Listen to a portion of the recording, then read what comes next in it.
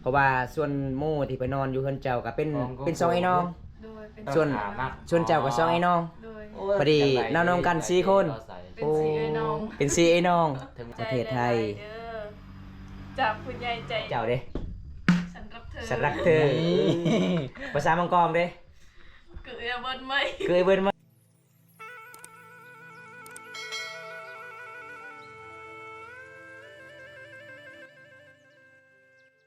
สบายดี สบายดี โอ้ตึงโตไปใส่คืองามแท้ บ่ได้ไปใส่ บ่ได้ไปใส่ โดย บ่ได้ออกคือให้บ่มื้อนี้บ่ บ่ แล้ว หายแล้ว แล้วแต่บ้านนี้บ่ แม่ โอ้พี่น้องมาเมื่อนี้งามกว่าเก่าเด้อพี่น้องไอ้สาวลาน้องลาสาวเขามังกรพี่น้องไอ้น้องสาวของน้องไปใส่มื้อนี้ ออกไปกลมัน ออกไปกวนมันทอนมันเนาะ โดย ทางอีเมพ่อก็ไปทอนมันบ่ แม่ อ๋อส่วนอ้ายนี่ไปใส่มื้อนี้อ้าย ไอ้ก็ออกไปกลมัน ออกไปกวนมัน โด โอ้ ย พี่น้องมื้อนี้ก็บุญอหลีได้เจอสาวลาว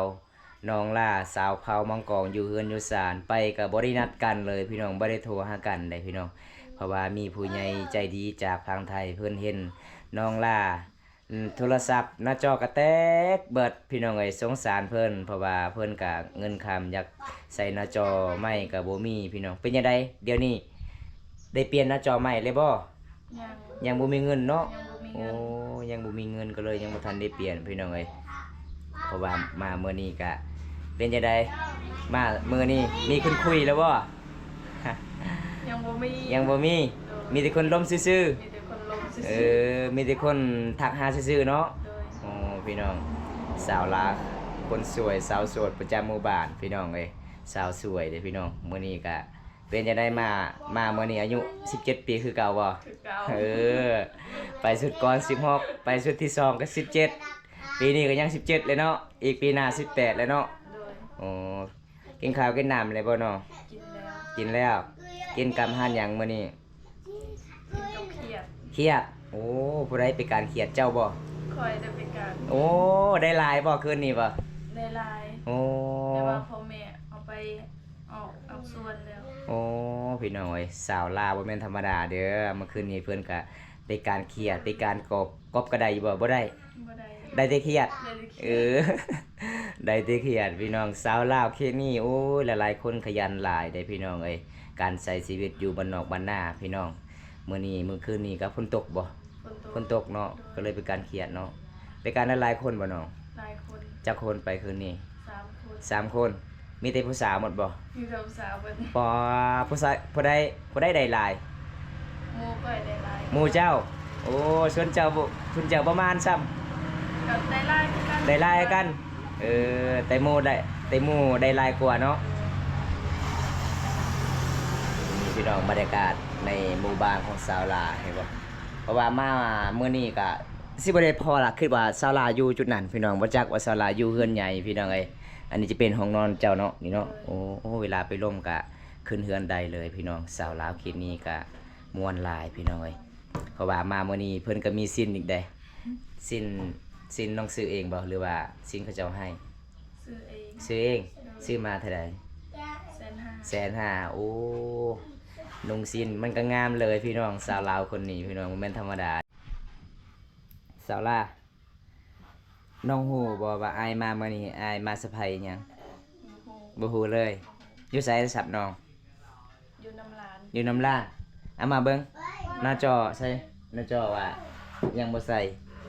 คันเจ้าใส่หน้าจอแล้วค่อยสิบ่มีสะไผให้เจ้าแล้วมื้อนี้ ยังบ่มีเงินสิใส่ เอ๊ะยังแตกคือเก่าบ่ ยังแต่บ่ได้ เบิ่งพี่น้องนี่พี่น้องเอ้ยโทรศัพท์ของสาวลาเห็นบ่สาวลาวสาวพามังกรคนขยันที่มาใส่โทรศัพท์ของเพิ่นก็แตกเบิดมื้อนี้ก็มีผู้ใหญ่ใจดีสะพายให้พี่น้องเพราะว่าบางตาก็บ่บอกเด้ว่าค่อยสิมาสะพายน้องลาสาวพามังกรคนนี้พี่น้องเอ้ยเพราะว่ามื้อนี้ไอ้มาหาน้องมื้อนี้ก็จัดให้ตามคำขอ FC พังไทยผู้ใหญ่ใจดีจากพังไทย เพิ่นเห็นน้องลาเพิ่นก็เลยสงสารน้องลาหลายโทรศัพท์ก็หน้าจอแตกเนาะน้องลาเนาะ โดย เพราะว่าน้องกับบ่เคยขอบ่เงินนำมีพ่ออีเมบ่ บ่ได้ขอ ไอ้พ่อไอ้แม่ก็บ่มีเงินเนาะโอ้ส่วนอ้ายก็บ่มีเงินบ่บ่มีเนาะอ้ายก็บ่ได้เฮ็ดหยังเนาะ บ่ได้เฮ็ด โอ้ หยัง อ้ายของน้องยังบ่ทันเอาเมียบ่ เอาเมียคนหนึง เอาเมียคนหนึง โดย ยัง สองคน ยังผู้หนึงยังสอง ยังสอง โอ้แสดงว่ามีอ้ายสองคนเนาะยังเนาะยังบ่ทันเอาเมียพี่น้องเอ้ย ทางเอา มื้อนี้ก็บ่าวตาก็มามอบเงินพี่น้องมามอบเงินนำผู้ใหญ่ใจดีที่ฝากเงินให้บ่าวตามื้อนี้พี่น้องเอ้ยเพราะว่าผู้ใหญ่ใจดีก็เป็นห่วงหลายน้องหลาสาวเผาของกองคนนี้พี่น้องผู้ใหญ่เพิ่นใจดีเพิ่นว่าบ่าวตาเอ้ยเจะไปหาให้แน่น้องหลาสาวเผามังกองไปหาให้ดุๆนี่เด้ออยากเห็นน้องหลาลายเพราะว่าคิดฮอดน้องหลาเพิ่นก็ยิ้มงามเว้าก็ม่วนใจก็ดีพี่น้องเอ้ยบ่คุยดีเด้พี่น้องมื้อนี้บ่าวตาก็สิมามอบเงินให้น้องหลา เมื่อนี้บ้าวตากะสีมาสะพายน้องพี่น้องน้องลาสาวคำมังกองได้มีผู้ใหญ่ใจดีจากพังไทยเพิ่นกะเป็นห่วงน้องลาลายกะโทรศัพท์ของเพิ่นนี่พี่น้องเห็นบ่คนอื่นใส่โทรศัพท์งามส่วนน้องลากะใส่โทรศัพท์ธรรมดาพี่น้องแต่หน้าจอก็แตกไปพี่น้องเอ้ยมื่อนี้บ้าวตากะสีมาสะพายให้น้องใส่หน้าจอพี่น้องโทรศัพท์หน้าจอก็คือประมาณล้านปลายละพี่น้อง FC ที่พังไทยเพิ่นฝากเงินมาให้เพราะว่าเพิ่นก็เป็นห่วงน้องลาหลายพี่น้องเพราะว่า น้องลากะคนก็งามใจก็ดีพี่น้อยมื้อนี้ก็สิมามอบน้องลาเลยพี่น้องนี่พี่น้องเอา ขอบใจหลายๆเด้อดีใจหลาย ดีใจจากเปอร์เซ็นต์น้อง 100% 100%บ่ โดย เพราะว่าน้องก็เคยได้บ่เงินก่อนส่ำนี้ ยังบ่บ่เคยได้เคยได้เลย แต่เกิดมาบ่เคยได้เลย เคยได้ โอ้เพราะว่าโทรศัพท์ก็อีพอซื้อให้เนาะ โดย โอ้พี่น้องเอ้ยเพราะว่าหน้าจอก็แตกแล้วมื้อนี้ก็สิได้ใส่เลยเนาะหน้าจอเนาะ โดย โอ้พี่น้องเพราะว่าน้องลาก็ดีใจหลายบ่คือบ่ฝันเลยน้องว่าสิได้เงินก่อนส่ำนี้บ่ โดยบ่คืดเลยบ่ โดย โอ้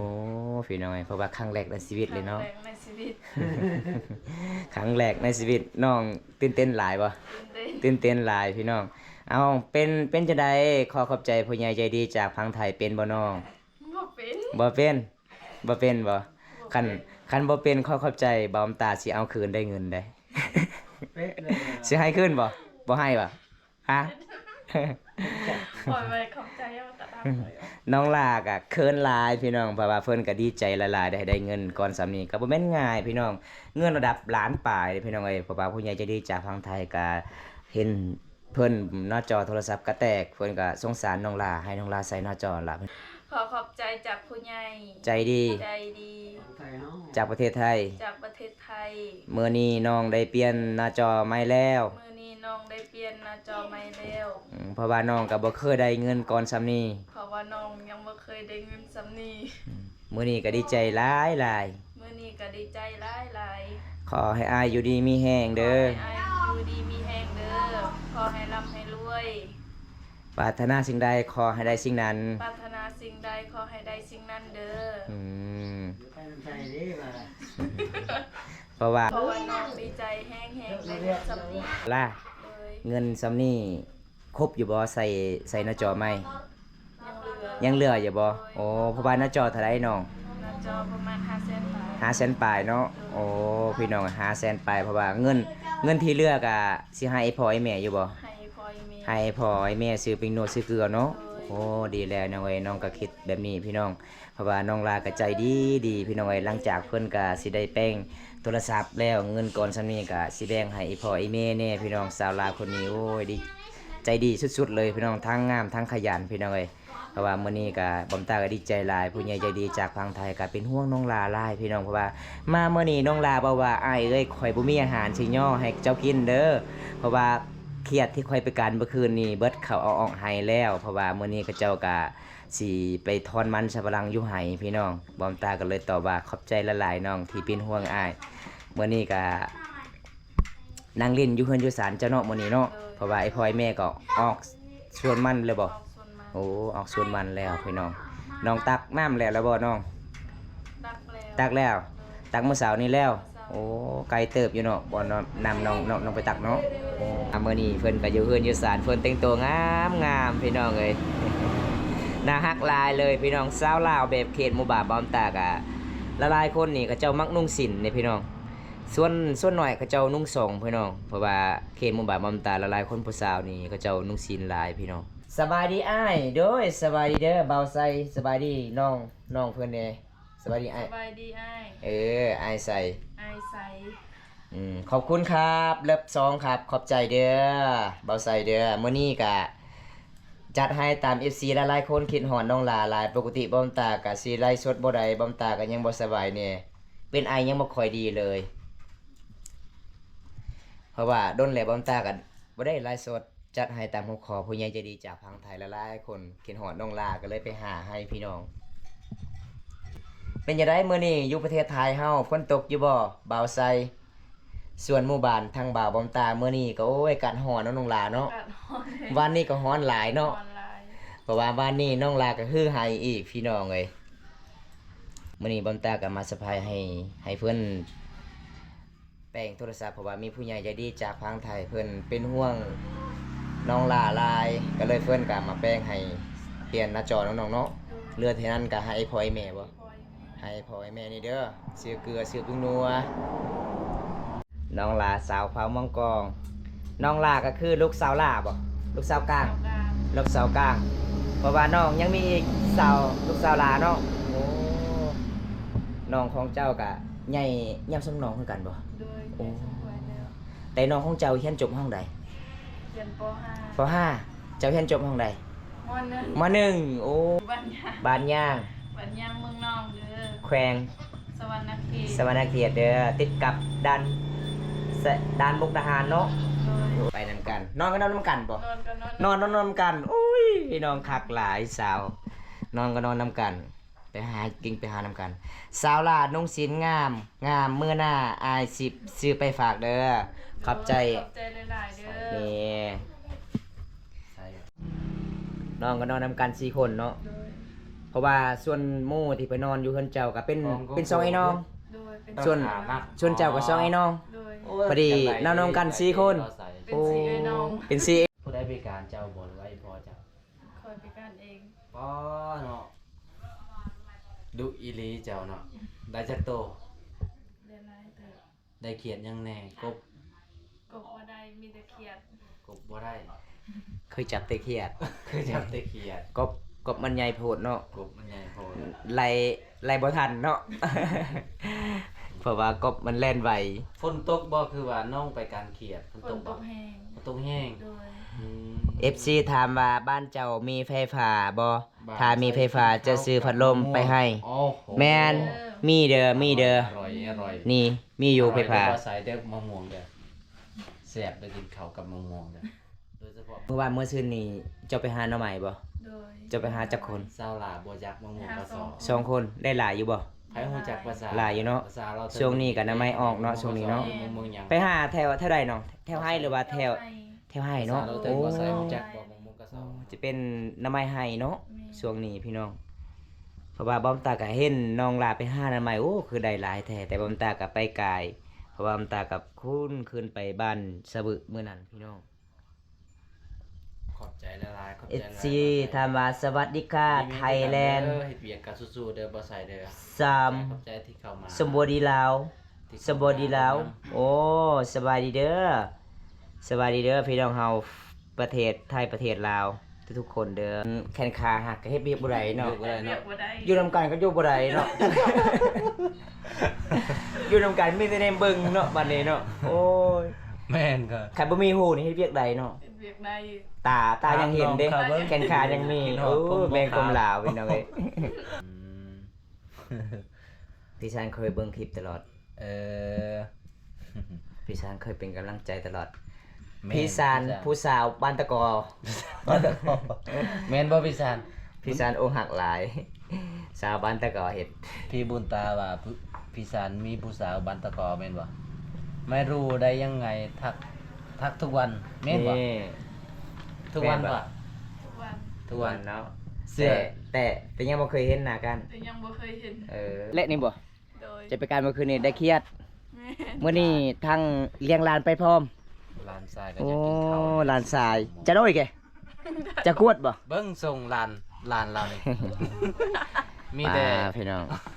มีหยังก็คือนี่ สาวลามื้อนี้ก็มาเลี้ยง อันนี้จะเป็นลูกของเอื้อยเจ้าบ่ อะ บ่ล่ะ โดย โอ้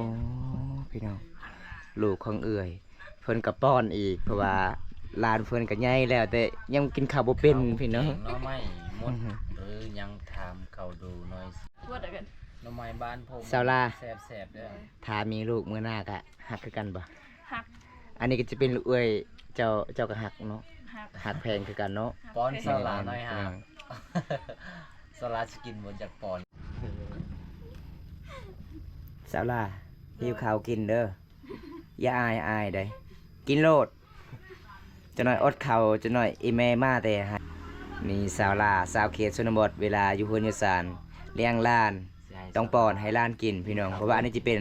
ลูกของเอื้อยสาวลาเด้สาวลาแบบเพิ่นก็ สาวลาจ้อยๆ คนขยันคนก็ใจดีเพิ่นก็เลี้ยงได้พี่น้องเอ้ย จอยแต่เกิด จะเกิดเนาะ เอาห้องห่างเลยพู มาป้อนหลานอีกเนาะ เพราะว่าแต่ละมื้อเอื้อยเจ้าไปเฮ็ดเวียกเฮ็ดงานนี่เอื้อยเจ้าไปฝากน้ำเจ้าตลอดบ่ลูกหลานบ่ โดยแม่ โอ้แต่ได้น้อยบ่ลาไปฝากบ่ แม่ โอ้อันนี้จนใหญ่ เวลาเราไปเฮ็ดเวียกเราก็พักอยู่นี่แหละ โอ้เพราะว่าเอื้อยเจ้าก็เอาพวกบ้านเดียวกันนี่ แม่ โอ้พี่น้องเอ้ยอันนี้จะเป็นลูกของเอื้อยสาวลาพี่น้องสาวลาก็เลี้ยงได้เห็นบ่เพราะว่าในเขตชนบทบุรีรัมย์เฮาบ่มีไผเลี้ยงก็ไปเฮ็ดเวียกไอ้พ่อแม่ไปเฮ็ดเวียกก็เลยไปฝากน้ำน้อง เพราะว่าน้องก็เลี้ยงได้พี่น้องสาวลากับคนใจดีเพิ่นก็เลี้ยงได้ตอนนี้อาสิกลับกันเด้อน้องเด้อ โดย เพราะว่ามื้อนี้น้องก็อยู่เฮือนอยู่ศาลเนาะ โดย เลี้ยงหล้านไปพร้อมพี่น้อง แต่ยังบ่มีเฮือนของน้องบ่มีพัดลมเนาะ บ่มี ผ้าห่มก็บ่มีเนาะโอ้เพราะว่า ได้แต่พื้นเดียว ได้แต่พื้นเดียว คนนอน สี่คนนอน โอ้พี่น้องเอ้ยเป็นน่าสงสารน้องลาสาวเขามังกองตอนแรกก็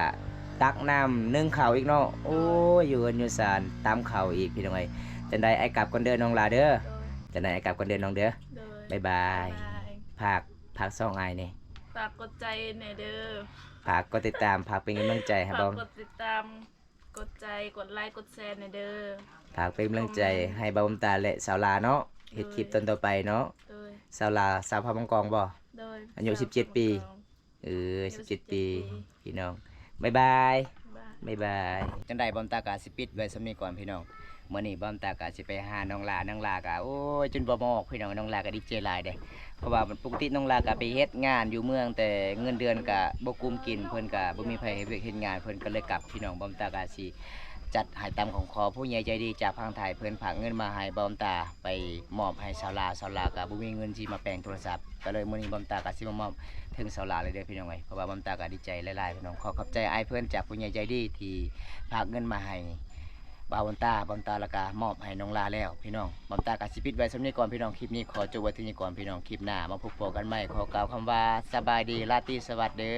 อพี่น้องบ๊ายบาย